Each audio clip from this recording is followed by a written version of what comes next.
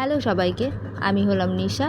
আর আজকে আমি সন্ধ্যাবেলা কি করলাম টিফিনে তোমাদের সাথে সেটাই শেয়ার করব। তো ভাই বলল তাহলে তুই এক কাজ কর, ডোনাট বানা। সেই কারণে আমিও লেগে বললাম ডোনাট বানাতে। তো আমি এখানে পাউরুটি, মিল্ক আর এসেন্স আর লাস্টের দিকে একটু ময়দা আর একটু আটা ব্যবহার করেছিলাম, কারণ একটু বেশি আমি মানে জল জল হয়ে গেছিলো সেই কারণে।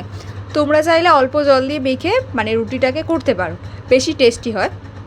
এটাও টেস্টি হয়। এটা দু রকমের ডোনাট করা যায়। আমি তোমাদের সাথে আজকে একটা শেয়ার করছি, আর নেক্সট পরে তোমাদের সাথে আরেকটা রকম শেয়ার করবো। আর এখানটাতে আমি ফুটো করেছিলাম যাতে চকলেটগুলো মানে ভেতরে যায়, ফিলিংসটা একটু ভেতরে থাকে।